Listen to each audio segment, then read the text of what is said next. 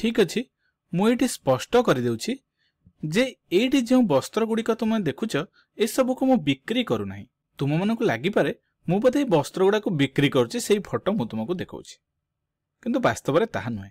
तेबे मु ए फोटो तुमको काहेकि देखौछि कारण तुम देखि पारुथबो ए वस्त्र गुड़िक अत्यंत आकर्षणीय और आडंबरपूर्ण देखा जाउछि बा विलासमय देखा जाउछि। तेबे एही वस्त्र गुड़िक काहेकि एते आकर्षणीय और आडंबरपूर्ण होइथाय एही वीडियो रे हमें से विषय रे आलोचना करिबा। तेबे ए वस्त्र गुड़िक रेशम रे तैयारी होइथाय तेणु साधारणतः एगुड़िक आकर्षणीय और आडंबरपूर्ण होइथाय। एही रेशम वास्तविक भाव में 3500 ख्रीष्टपूर्व वर्ष पूर्वे चीन रे आविष्कृत होइथिला एवं तुरंत यह आकर्षणीय आडंबर विलास और समृद्धिर प्रतीक होइगला। शताब्दी शताब्दी धरी एही रेशम गुड़िक व्यापक भाव में व्यापार होइथिला एवं प्रसिद्ध रेशम पथ द्वारा दूरस्थ अंचल गुड़िक संजोग करिथिला। कालक्रम रे प्रजुक्तिगत उन्नति रेशम शिल्प को विप्लवात्मक भाव परिवर्तन करिछि जहा उन्नति सह अनेक प्रकार रेशम उत्पादन को संभव करिछि। तेबे एही रेशम शिल्पर विप्लव जोगु आमे भिन्न भिन्न प्रकार सुंदर रेशम वस्त्र गुड़िक उत्पादन करि पारुछंती। एही चित्रटी को लक्ष्य कर एथिरे देख मनीष माने रेशम चाष करुथिले। तेबे एमानक मध्यरु मलबेरी रेशम कीट बा तूत रेशम कीट सबुठु साधारण एवं एही रेशम कीट द्वारा आमे रेशम चाष करिथांती। एही चित्र रे तुमे देखि पारुथबो एहा हेउची मलबेरी रेशम कीट बा तूत रेशम कीट। तेबे रेशम उत्पादन पई आमे रेशम कीट पालन प्रक्रिया को रेशम चाष बोली कहा जाय थाए। तेबे रेशम कीटर जीवन चक्र एक महिला रेशम कीट देई आरंभ होइथाए एवं प्रथम पर्याय रे एही महिला रेशम पोकटी अंडा देई थाए। एही पत्र रूपरे तुमे केते गुडी अंडा को देखि पारुथबो। तेबे एही डिंब गुड़िक रेशम कीटर जीवन चक्रर प्रथम पर्याय अटे एवं रेशम कीट गुड़िक सेमानकर अंडा एही तूत गछर पत्र उपरे देइथांती एवं एही प्रत्येक अंडा बा डिंब अति छोट बिंदु समान अटे। आश्चर्यजनक भावे एक महिला पोक एका थरके 350 रु अधिक अंडा देइथाय एवं एही प्रक्रिया 10 रु 25 दिन पर्यंत चली रही थाए एवं जानि रख जे एही अंडा गुड़िक वर्षरे केवल एक थर ही फुटी थाए। तेबे जेतेबेले डिंब गुड़िक फुटी थाए सेमाने लार्भारे परिणत होइथांती।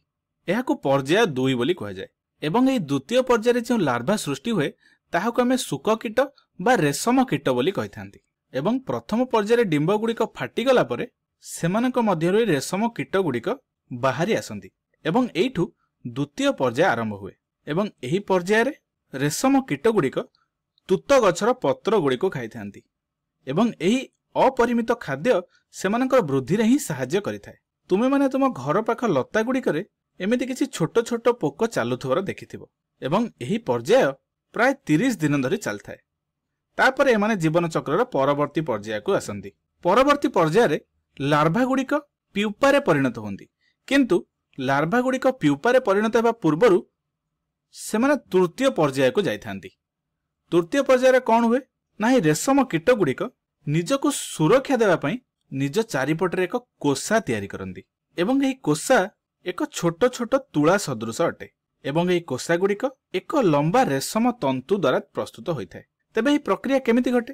प्रथमे रेशम कीट गुड़िक किंबा लार्भा गुड़िक प्रथमे निजको पत्र उपरे धरिया पई एक जाल तैयारी करे एवं तापरे एहा निज मुंडको इंग्राजी 8 परि 2 पटको गति करी एमती किछि चाली रही थाए जेमिति तुम एठी देखिलो।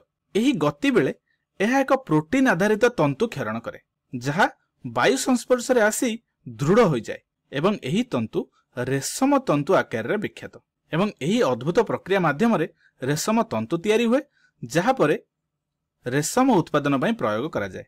परवर्ती पर्यायटी होची चतुर्थ पर्याय जेउ पर्याय को आमे प्यूपा पर्याय बोली कहा जाए।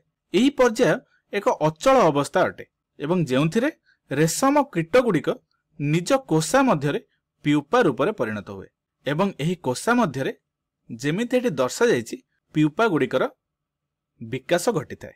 धीरे धीरे प्यूपा गुड़िक पूर्णांग रेशम कीटरे परिणत हुए जहा हमकु नै जाय पंचम पर्याय को जहा एही जीवन चक्रर शेष पर्याय अटे।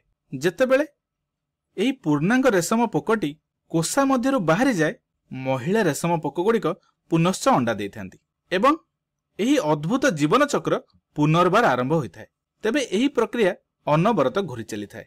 ତେବେ ରେଶମ ପୋକର ଜୀବନ ଚକ୍ର ଆଶ୍ଚର୍ଯ୍ୟଜନକ ଭାବେ ଏମିତି ପୁନର୍ବାର ପୁନଶ୍ଚ ଚାଲିଥାଏ। ତେବେ ଆମେ ଯାହା ପଢିଲେ ତାର ସାରାଂଶ ବିଷୟରେ ଆଲୋଚନା କରିବା। ପ୍ରଥମ ପର୍ଯ୍ୟାୟରେ କଣ ହେଇଥାଏ ନା ମାଇ ରେଶମ କୀଟଟି ଅଣ୍ଡା ଦେଇଥାଏ ଏବଂ ସେମାନେ ଏହି ଅଣ୍ଡା ଏକାଥରକରେ 350 ରୁ ଊର୍ଦ୍ଧ୍ୱ ଦେଇଥାନ୍ତି। ଅଣ୍ଡା ଦେଲା ପରେ ପର୍ଯ୍ୟାୟ 2ରେ ଏହି ଅଣ୍ଡା ଫାଟି ଲାର୍ଭାରେ ପରିଣତ ହୁଏ ଏବଂ ଏହି ଲାର୍ଭାକୁ ଆମେ ଶୁକ କୀଟ ବା ରେଶମ କୀଟ ବୋଲି କହିଥାନ୍ତି। ଠିକ ଅଛି, ତାହାପରେ ପର୍ଯ୍ୟାୟ 3 ଷ୍ଟାର୍ଟ ହୁଏ। ଏହି ତୃତୀୟ ପର୍ଯ୍ୟାୟରେ ଲାର୍ଭା ଗୁଡ଼ିକ ନିଜ ଚାରିପଟେ ଏକ କୋଷା ତିଆରି କରନ୍ତି ଏବଂ ଏହି କୋଷାରୁ ରେଶମ ତନ୍ତୁ ପ୍ରସ୍ତୁତ ହୋଇଥାଏ ଏବଂ ଏହାପରେ ଚତୁର୍ଥ ପର୍ଯ୍ୟାୟ ଆରମ୍ଭ ହୁଏ। ଏହି ଚତୁର୍ଥ ପର୍ଯ୍ୟାୟରେ ଲାର୍ଭା ଗୁଡ଼ିକ ପ୍ୟୁପାରେ ପରିଣତ ହୁଅନ୍ତି। ସେଥିପାଇଁ ଚତୁର୍ଥ ପର୍ଯ୍ୟାୟକୁ ଆମେ ପ୍ୟୁପା ପର୍ଯ୍ୟାୟ ବୋଲି ମଧ୍ୟ କହିଥାନ୍ତି। ଏହାପରେ ପଞ୍ଚମ ପର୍ଯ୍ୟାୟରେ ପୂର୍ଣ୍ଣାଙ୍ଗ ରେଶମ ପୋକଟିଏ ସୃଷ୍ଟି ହୁଏ ଏବଂ ଏହି ରେଶମ ପୋକ ପୁନଶ୍ଚ ଅଣ୍ଡା ଦିଏ ଏବଂ ଏହି ଜୀବନ ଚକ୍ର ପୁନର୍ବାର ଚାଲିଥାଏ।